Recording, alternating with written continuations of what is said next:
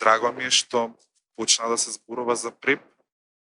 и помеѓу граѓанскиот сектор, дури во рамки на Министерство за здравство, за пилотирање на ПрЕП како дополнителна мерка за ХИВ превенција. И сега имаше други дебати кои што велат или некои од експертите велат дека ПрЕП не може да биде 100% заштита од ХИВ, и тоа е точно, и според препораките на Светска здравствена организација, 100% заштита од ХИВ може да донесе ПрЕП доколку се користи во комбинација со кондом и лубрикант, исто како што само кондомот и лубрикантот не гарантираат 100% заштита од ХИВ. ПрЕПот е користен као превентивна мерка, односно уште една дополнителна опција која би можела да се понуди на сите засегнати групи, како на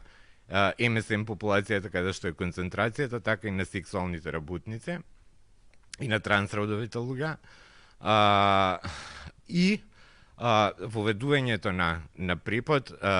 како што напомена ти,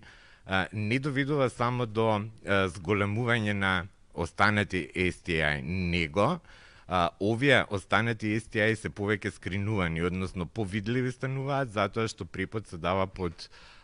еден одреден надзор, односно на 3-месечна контрола.